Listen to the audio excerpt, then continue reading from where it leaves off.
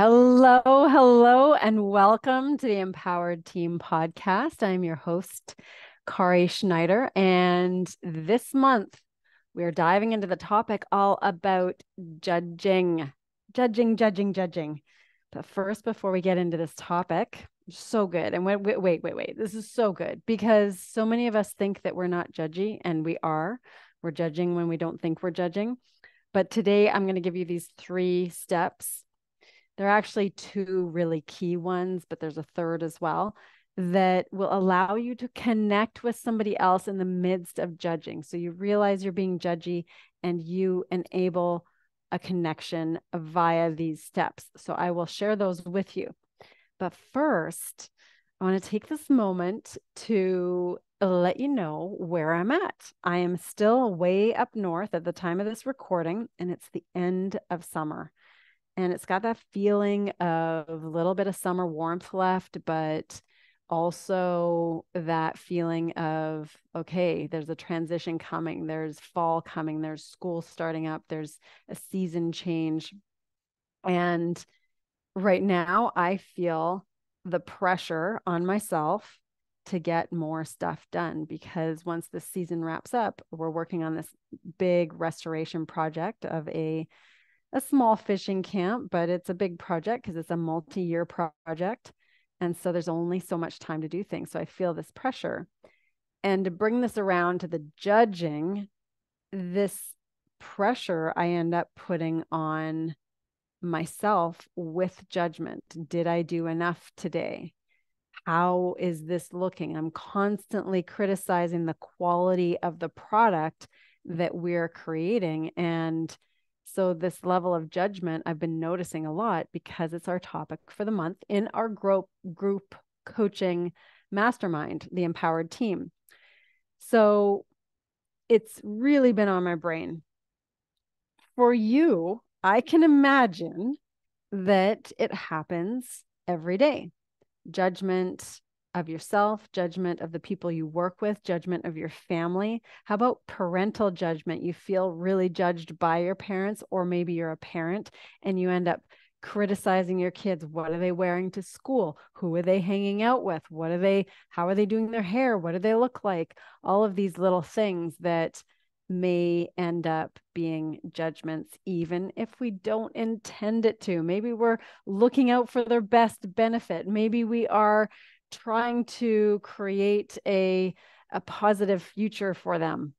And yet it's laced with judgment. So I did all kinds of research as I ordinarily do for these topics. And in order to really have you get all the info. And ultimately, judgment, it is not something that we are naturally going to stop doing. You know, you think of researchers on this topic, and there are reasons why we judge. So I dove into some of the reasons why we judge so that I can bring it to you. Ultimately, I can think of a lot of times that I've been judged, but I wanted to think of a time where I was judged and, where I was judging others. And what was interesting is I came up with a time where I was judging people who were judging me. And it seems like this little judgy circle. I had gotten coached at a Tony Robbins event, and it was basically like an intervention. I had a hardcore coaching by Tony Robbins, and I was in front of a room of about 500 people. And in the process, they had learned about me that I had been a high performance coach in strength and conditioning at a national level. But when you first meet people, and especially when people see me, then they think in their minds, oh, some sort of fitness trainer. And fitness trainer doesn't even come close to the level that I worked with in international sport. But that's what people were remembering me by, even though that's not what I currently did. So when I got coached in this manner in front of all these people, I was actually coaching other people in leadership. So I was coaching CEOs, I was doing life coaching, I was starting consulting in leadership development and culture creation. But because a group of 500 people heard that I was a high performance strength and conditioning person and exercise physiologist, and that was boiled down in their minds to some level of fitness coach, then that's who I became to them. So I ended up being judged not only for what I was being coached on, but I ended up being judged in a way that as in a profession that they could see me as versus what I really was doing in the real world. And that wasn't their fault. It was just a matter of the circumstance. However, I started judging them and going, well, they don't even really know what I do. They don't even understand me. They are assuming that I am a fitness coach when that's not even close to the role that I was in. They don't know what I currently do, which is not in the line of fitness coaching or high performance coaching. It's consulting. And so I realized that I felt judged.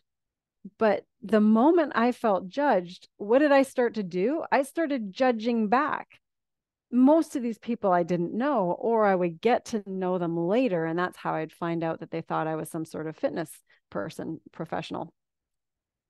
And that's okay, because they just didn't, understand the level of what I had done, or that I was doing something different at the time. However, because I felt so judged, that's when it turned up the dial for me judging someone else. And how many of us do this on the regular basis? Because we feel a little bit this or that, then we start to judge somebody else.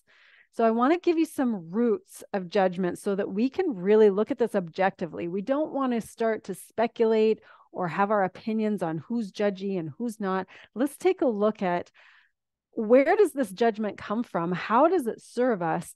When are we most likely to judge? And ultimately, I want to answer this question for you in this podcast, which is, how do we connect with someone in the midst of being judged or judging someone else? Like, how do we actually bridge that gap? I'm going to give you 2 fantastic ways to do it live time, and then a third step overall. So first of all, there's a person named Robin Dunbar who did a bunch of research, and this research was around gossip, a lot of social gossip. So what they learned was that the amount of social gossip in a group corresponds to the relative size of the group. So the more gossip happens in larger groups. So the larger the group, the greater the gossip, or the more gossip that happens. Maybe that's because there's more people there. Who knows? Maybe that's because we have a great propensity to gossip, especially when there are more opportunities, AKA more humans around us. Who knows? Another thing that they found was that gossip allows people to learn about reputations and then maintain group unity through shared opinions. So listen to this. We're gossiping about others to learn about another person.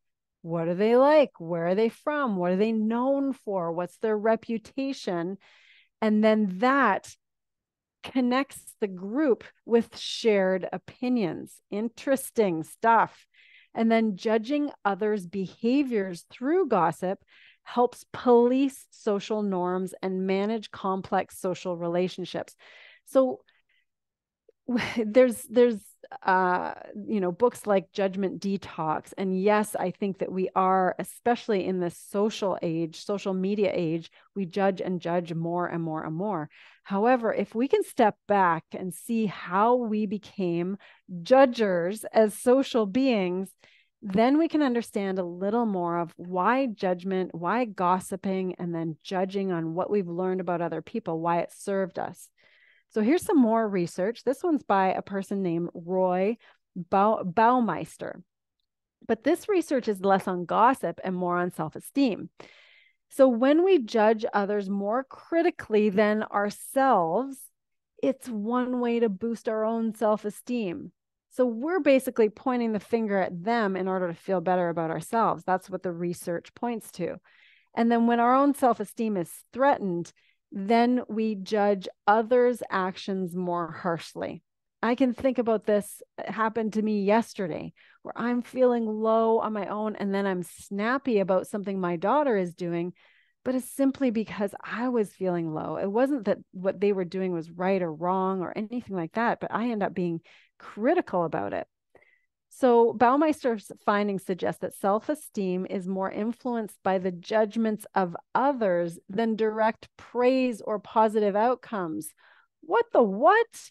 So here we are. We literally need to double up on our praise, double up on our positive outcomes, because one judgment ends up being way more powerful than a positive outcome or praise from someone else. Go figure. Holy cow. And then his studies also show that when self-esteem is low, people will choose opportunities to judge others over opportunities for self-improvement. Go figure.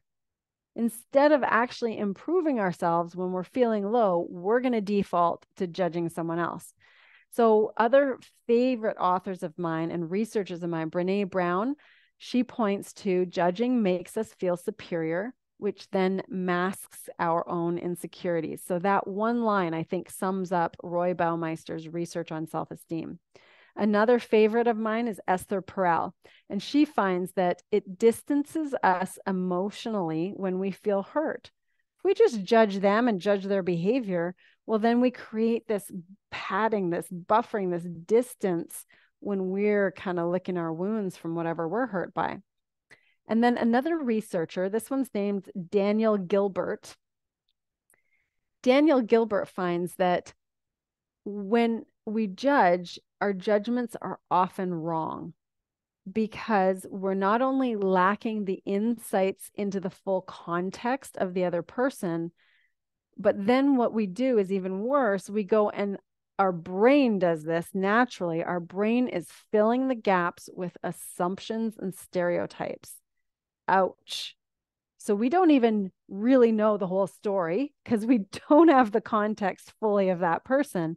And yet, there we are, just filling the gaps with all our assumptions and stereotypes. Now, that's what happened to me in the story that I described. What happened was ultimately that people were stereotyping me as some level of fitness trainer because as a small female, they couldn't quite see me as a Olympic level strength and conditioning coach.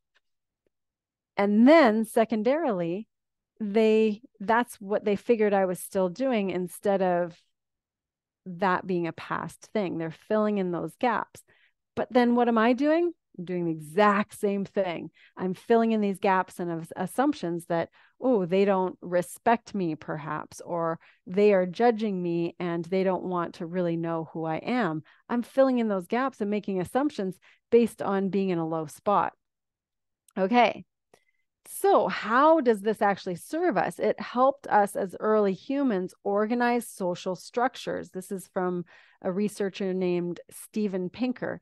And then it also allowed us to form policing, allows us policing through group norms via that gossip. That was the Robin Dunbar research.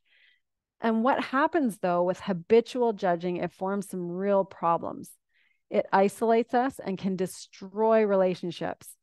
It can become this self-righteous hypocrisy where I'm judging on you, but ignore what I'm doing. And then also, it's often misguided and inaccurate because our brain is trying to fill all these gaps with assumptions. And so it's really not accurate and it doesn't have this great outcome.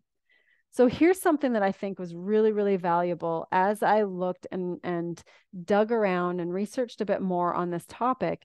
Is when do we tend to judge? Because I was looking at myself and realizing the research on self-esteem and realizing that, yeah, when I'm low, I tend to be more critical, especially my close family members. And what am I doing when I'm being critical is I'm judging their behavior or judging something that they're doing or not doing. So I wanted to know, when do we tend to judge the most? Us, human beings, those of us navigating this thing on this globe called Earth, navigating this thing called life. So when do we tend to judge? When we feel insecure, vulnerable, our self-esteem is low. When we experience resentment, envy, or especially feelings of unfairness, then we're emotionally distancing ourselves. We also judge when a group's norms or values are being challenged. So, especially in other groups.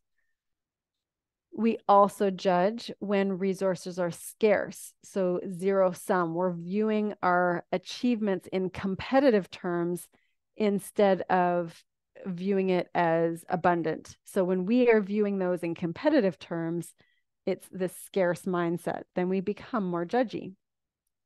We also judge more when we lack connection to people or an understanding of an outgroup.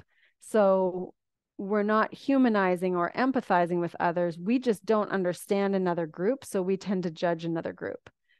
We also tend to judge when someone has offended our moral sensibilities.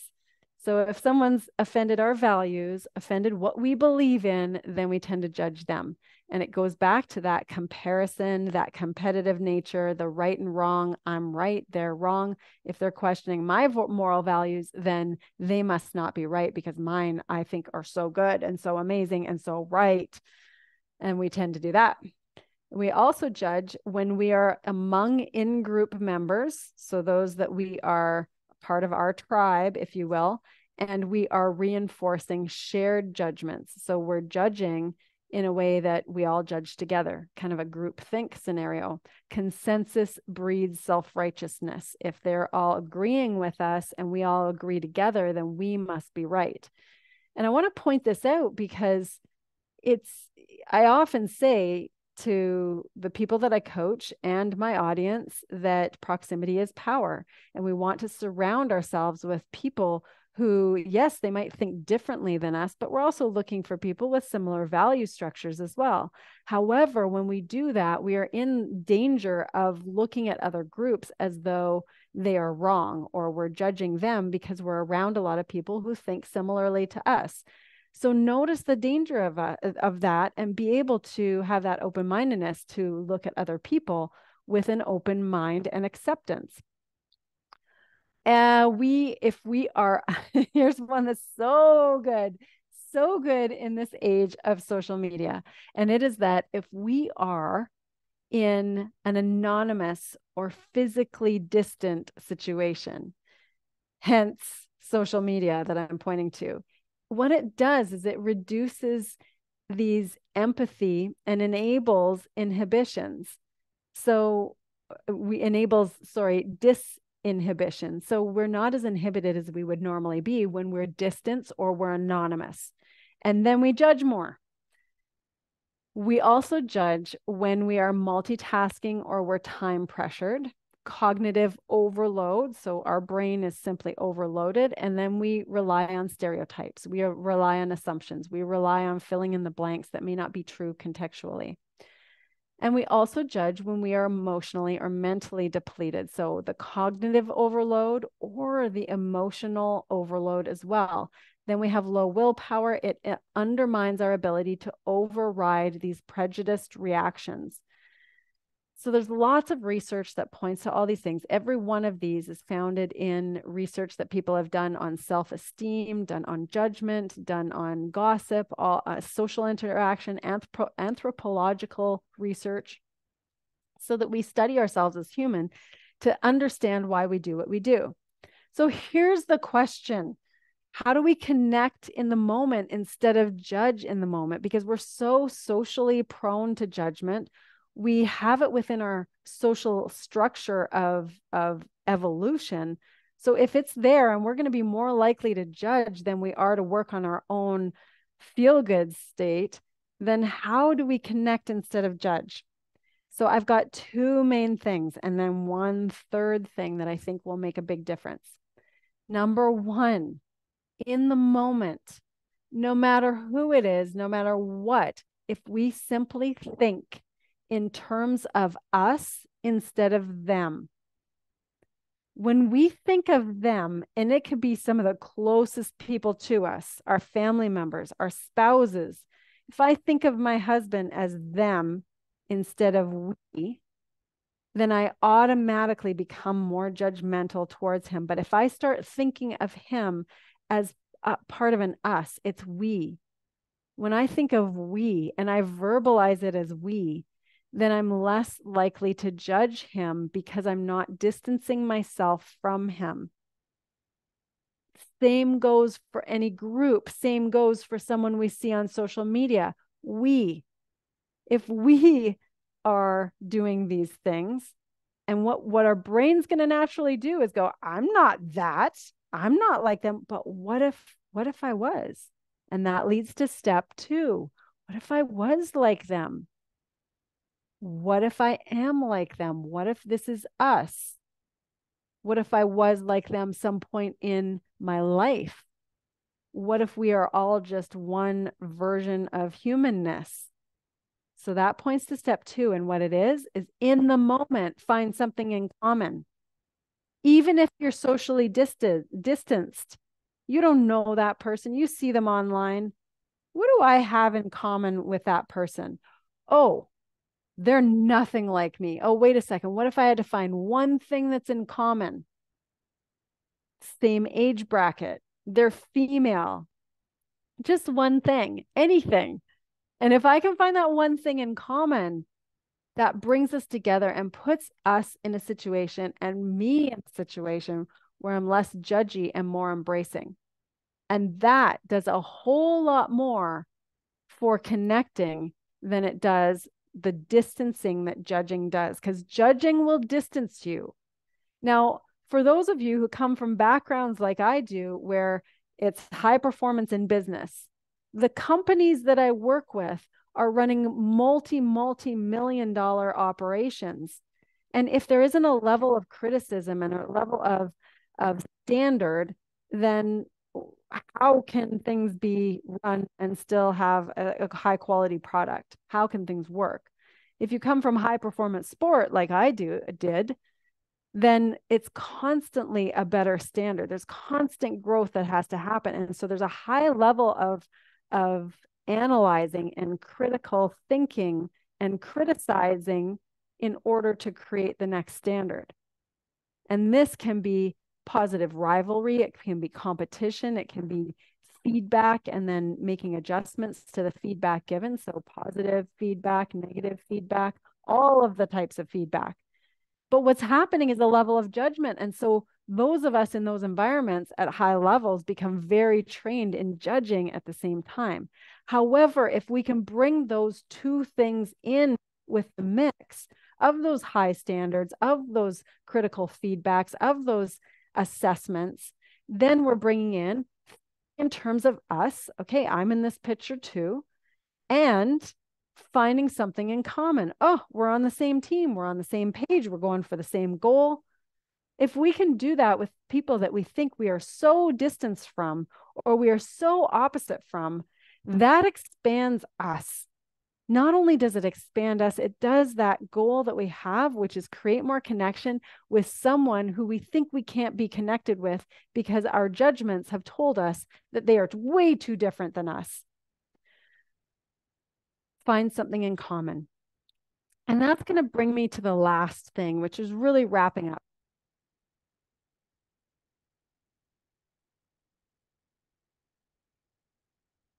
Toward us. How are we doing anything different when we're judging on other people? How does it feel when you are judged? I wonder how it feels when that person is being judged by us. And we often think, oh, they don't know what I'm thinking. They don't know how I'm thinking about them. But they do. They can feel the judgment. It can be these micro expressions. It can be the body language. It can be just the comment or the tone that they know they're being judged or they're being criticized in your mind about them or their behavior. So if we ask with curiosity of ourselves, why are we thinking what we're thinking?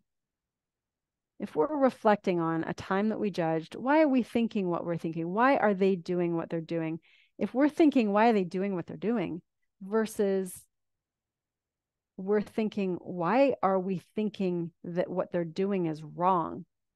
Why am I thinking the opinion that I'm thinking, chances are it wasn't even me. Chances are it was society, it was my upbringing, it was my social circle that had me thinking in a way that wasn't as open-minded, that wasn't as inclusive, that wasn't as connected. So that's the third part, is really reflecting and asking yourself, why is it that I'm thinking that about them? Stepping back, not just auto thinking, auto judging, autopiloting how we are looking at others in the world, but rather, why am I thinking that way? So there it is. Number one, thinking in terms of us, we, not thinking in terms of them. Number two, find something in common as fast as possible with everyone you're interacting at. And number three, if you've gotten yourself into judgment, actually ask yourself, where did that come from? Why do I even have that opinion about that person? It may not even be your own that you've consciously created or want to take through into the world. It may simply have been one from your social group, society, or your upbringing. So consider those things when it comes into judgment. And then we really get to do a check on our inner critic and our self-righteousness. And remember, if we're going to be judging them, chances are we're pretty hard on ourselves as well. And then it simply creates more distance, more and more distance when we're criticizing and judging ourselves, criticizing and judging others. And it really deteriorates the thing we want the most in the world from others, which is to feel connected, to feel like we are doing good in the world, we are worthy, and we are connected to other people. So we want to seek understanding over evaluating. We want find common ground through empathy. And ultimately, judging less allows us to connect more authentically. And it starts with us. This is leadership of ourselves. It starts and it improves our life and it improves our relationships. So get to those 3 steps. Think in terms of us, not them. Find something in common. Reflect on where this thinking came from. If this is valuable to you, share. There are lots of people who can really have a couple takeaways from this so that they can step into their best leadership. And remember, all we're up to here is leading ourselves the best, being our best so that we can serve others and give our best. Keep being you, keep being empowered, and go forth and be your best.